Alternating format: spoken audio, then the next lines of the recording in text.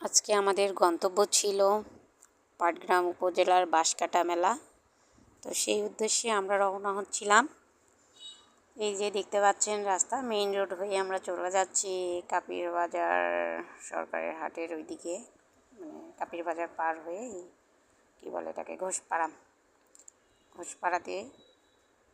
তা হলো বাঁশকাটার মেলা। এখানে মূলত স্নানের মেলা, স্নান যাত্রা। আজকে স্নান করে মেলা হবে। তো সেখানে গেলাম।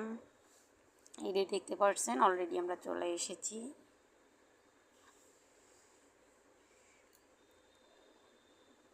মেলা অবশ্য অনেক আগেই শুরু হয়ে গেছিলো, আমরা একটু লেটেই পৌঁছাইছি সেখানে, তাই হয়তো লোকজন অনেকে চলে যাচ্ছিল। আমরা যখন যাচ্ছিলাম তখন অনেকেই চলে যাচ্ছে। এই যে মেলায় পৌঁছাই গেলাম আমরা, অনেকে মেলা করে চলে যাচ্ছিল। আমরা তখন মেলায় ঢুকতেছিলাম। মেলায় অনেক কিছু দেখলাম, মন্দির, পূজা, স্নান, মেলা, দোকানপাট। আসলে সব কিছু সম্ভব হয়নি ভিডিও করে দেখানো, তবুও যতটুকু সম্ভব দেখানোর চেষ্টা করছি। ভালোই লেগেছিল মেলাটায়। আপনারাও চাইলে ঘুরে আসতে পারেন নেক্সট ইয়ার। এখানে যাওয়ার পর আমরা বেশ কয়েকটা মন্দির পেয়েছিলাম। আমরা মন্দিরগুলো আপনাদের দেখানোর চেষ্টা করব। মন্দিরের মধ্যে ছিল প্রথমে মা কালীর মন্দির, পাশাপাশি দুটি মন্দির ছিল, একটি মা কালীর মন্দির এবং অন্যটি হলো গঙ্গা মায়ের মন্দির।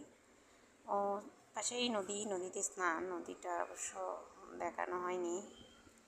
এই তো মা কালীর মূর্তি, আর এই তো পাশের মন্দিরেই রয়েছেন মা গঙ্গা। এই তো মা গঙ্গার পূজা হচ্ছে, যেহেতু আজকে স্নান, মা গঙ্গার এখানে পূজা হচ্ছে। ভক্তরা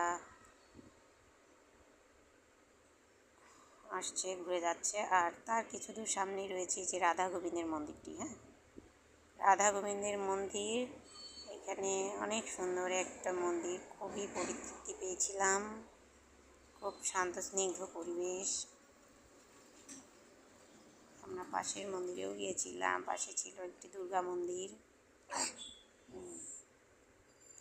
আসবেন, আশা করি আপনাদের দেখলেও ভালো লাগবে। কত স্নিগ্ধ পরিবেশ দেখেন, কত সুন্দর স্নিগ্ধ পরিবেশ।